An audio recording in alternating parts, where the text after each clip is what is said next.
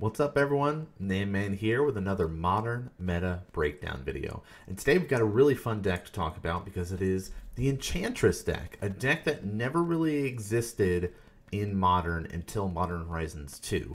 Now there were some pieces and people tried to make stuff work, but it wasn't really flushed out to where it is now. So let's jump into it and talk a little bit about what happened and why it was able to come about.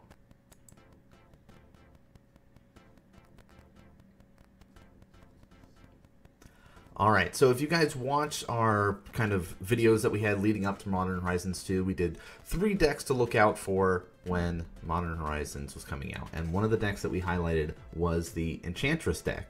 Now, there's some sweet cards that came out from Modern Horizons 2. You can see a lot of them kind of scrolling up above. There's also some older cards that I'm also scrolling in this kind of slideshow for you guys to see because just, you know, how important there are. There's only 11 creatures in this list, and so we'll kind of dive into the ins and outs of this list, why you might be playing this style of Enchantress over a different style, and just kind of talk about the different pieces that make up this list.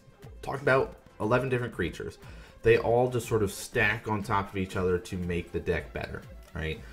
Compared to other decks where it's like, oh, low creature count, super important to have one of these creatures. Same is true with this sort of list because all of these creatures matter with the rest of your list. Like where other low creature counts are like more combo-y, like when we're talking about something like Boggles, which is a previous version of an enchantment deck that existed, where you'd get one of those creatures and just basically go Voltron style and build it up with a bunch of auras on it and just swing in for somebody.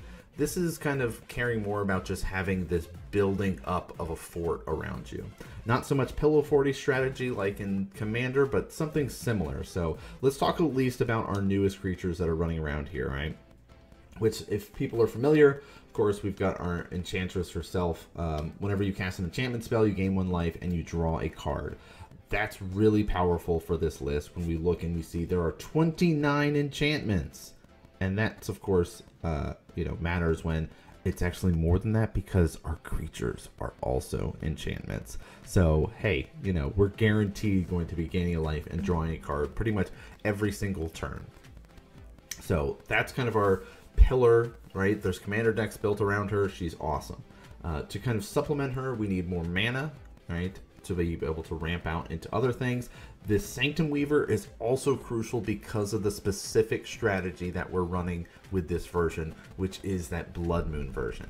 So being able to have access to all of our colors is really great because it's mainly, like you can see looking at the list, it's basically a Selesnya green-white list. There's the red in there for Blood Moon, so we don't really care about our lands because we have things like Sanctum Weaver in here that lets us add any mana that we want in basically combination equal to the number of enchantments we control.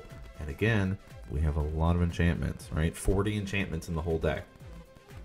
So, Destiny Spinner is in here to help protect us. Creatures and enchantment spells that you control can't be countered, so sorry all you blue players out there, you're not shutting us down this way. We can at least get out there. It's a 2/3 for 2, so already you're just like, okay, here's a super solid enchantment with a body. If you're playing like something super fast and aggro like Blitz or something like that, like you at least have something that can do some blocking early on if need be, but the way to win with this deck revolves around Destiny Spinner, right? It's a 2/3. This pay for mana, target land you control becomes an XX elemental creature with trample and haste until the end of the turn, where X is the number of enchantments you control. We have 40 enchantments in this deck. It's going to be really big and it's going to be really scary. So being able to have a bunch of enchantments, make a bunch of mana off to Sanctum Weaver, and then make a bunch of lands into creatures is our win con.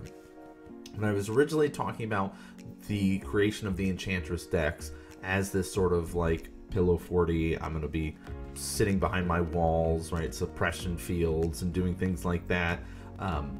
We talked about being able to win off of making a bunch of tokens, right? With Sigil of the Empty Throne here. But that's a sideboard card fair, so we're not going to rely too much on this. So this way is great. Just kind of dump our mana into making creatures. Now, Sanctum Weaver is not the only way for us to accelerate in this list. So we've got a lot of ways to kind of increase our mana, right? Abundance Growth, Utopian Sprawl. They're two exact same cards essentially that allow us to get extra mana, and we, you know, with depending on which one it is, we're going to draw a card, right? So Abundant Growth here, when it enters the battlefield, we draw a card. Sweet. If we also have Sithis out, we're going to draw an additional card. So keep going with that card advantage here. We're going to be drawing more cards in a blue deck here. So if you want that sort of mentality without having to play blue, this is the style for you to be playing. So Abundant Growth is in here. Utopian Sprawls, you're enchanting it on a land, and you are able to get more mana off of that land, right? In this case, Utopian Sprawls specifically has to be enchanted onto a forest. Shouldn't be too hard for us to at least get a forest out, right? We're running a bunch of snow-covered forests, running temple gardens. We've got ways to get forests. We're not worried about that. But we get to add an additional mana that we choose. So in this case, we might say we're going to get white mana off of it, right? Keep ramping up that way.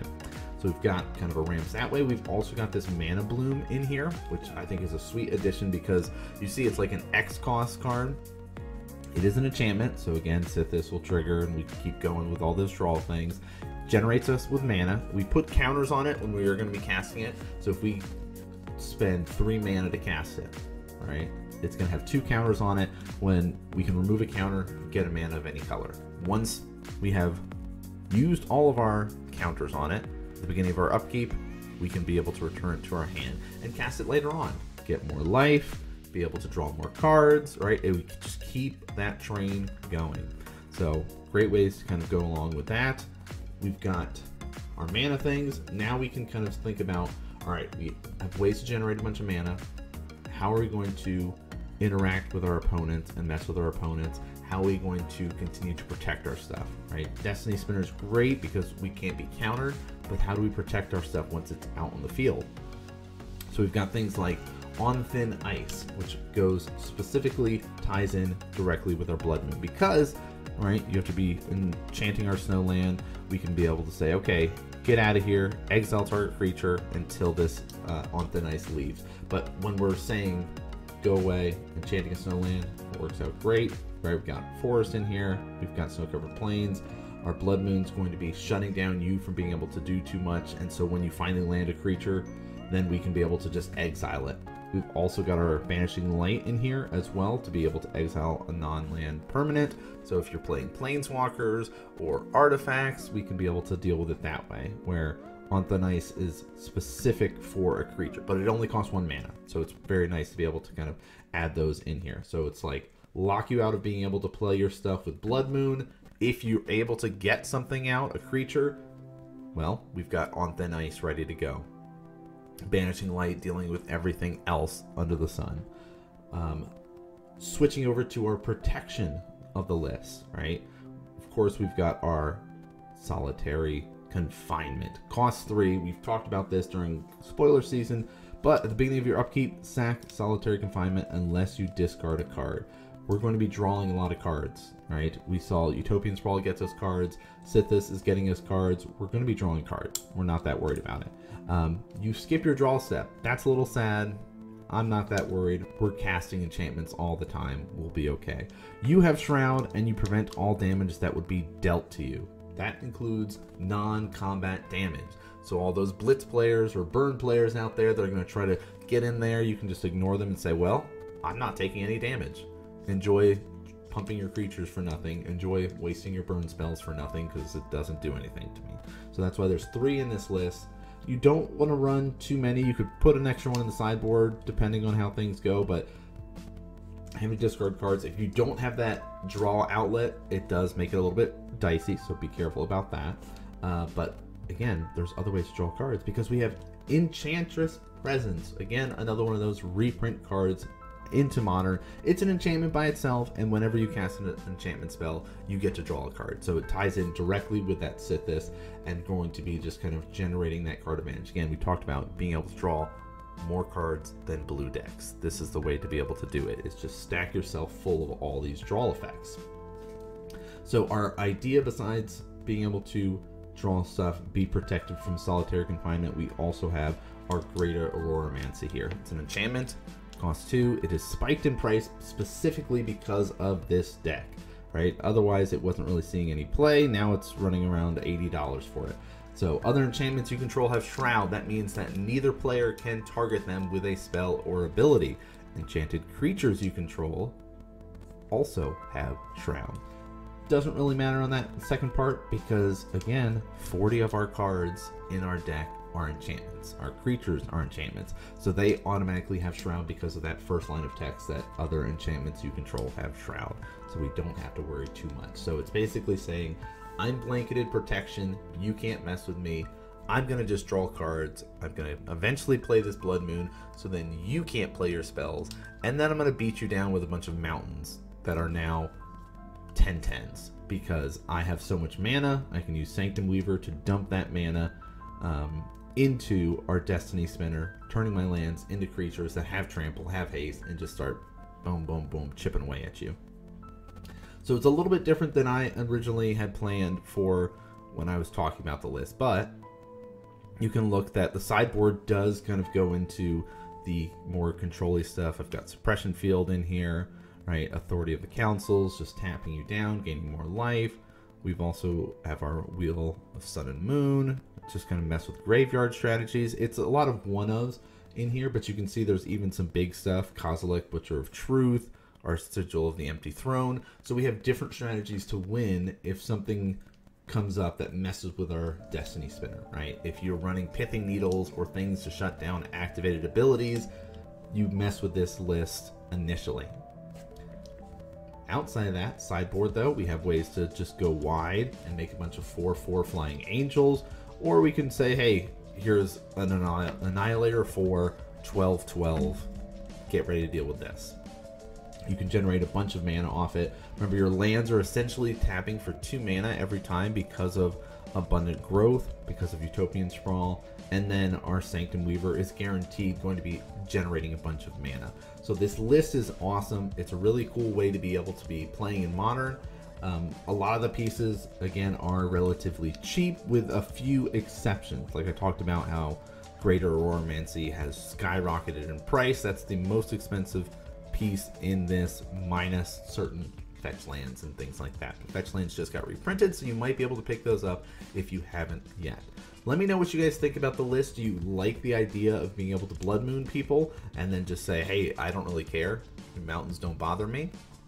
Would you rather see it more be token generation and have the sigil in the main board and go for that route? Let me know. Leave a comment down below, and we'll be doing more videos for you guys to be able to enjoy in this month. We've got a sweet game of Commander that's going to be coming up for you guys to be able to check out, as well as more decks that we're going to be highlighting for our Modern Meta breakdown video. But that's going to do it, guys. Make sure you're hitting that subscribe button, and I'll see you guys next. Hey everyone, Nanman here. I'm a StarCraft 2 and Magic the Gathering content maker and commentator. Thanks for tuning in and watching, guys. Make sure to hit that subscribe button and check the description for more information about other content that I'm doing. I've also got a new podcast, Nanman's Nerd Corner, which you guys can find out on Spotify or iTunes. It's got a bunch of Magic content as well as other stuff. Thanks for tuning in and watching, and I'll see you guys next game.